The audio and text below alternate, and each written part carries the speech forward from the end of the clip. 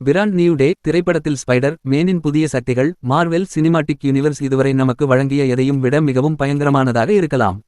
வரவிருக்கும் இந்த இரண்டாம் பாகம் பீட்டர் பார்க்கரை நிரந்தரமாக மாற்றக்கூடிய ஒரு உருமாற்றத்தை அறிமுகப்படுத்துவதாக கூறப்படுகிறது.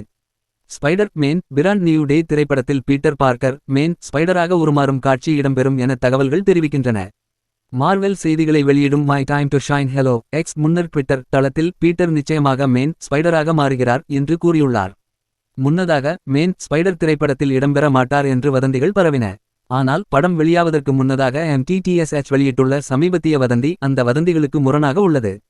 பார்க்கர் ஒரு உடல்ரீதியான உருமாற்றத்திற்கு உள்ளாவதை முதல் திரையிலர் சூசகமாக காட்டியது.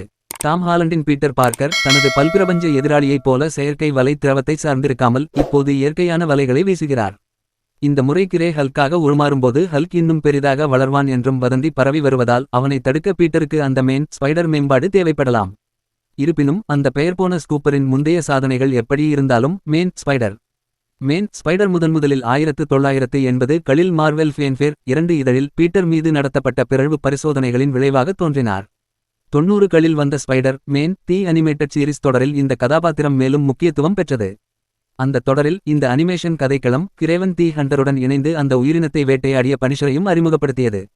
ஜான் பெர்ந்தால் இப்போது பிராண்ட் நியூ டே தொடரில் பனிஷராக நடிக்கிறார். மேலும் ட்ரெய்லரில் அவர் மோதும் காட்சிகள் காட்டப்பட்டுள்ளன. பிராண்ட் நியூ டே தொடரில் ஏற்கனவே ஏராளமான கதாபாத்திரங்களும் வில்லன்களும் இடம்பெற்றுள்ளனர். மைக்கேல் மாண்டோஸ்கார்பியனாக மீண்டும் நடிக்கிறார். அதே சமயம் மார்வின் ஜோன்ஸ் 3 டூம்ஸ்டோனாக நடிக்கிறார். சேடி சிங் வெளியிடப்படாத ஆனால் மீண்டும் நடிக்கவிருக்கும் ஒரு கதாபாத்திரத்தில் நடிகர்களுடன் இணைகிறார். இது ஜூலை 31 அன்று திரையரங்குகளில் வெளியாகிறது.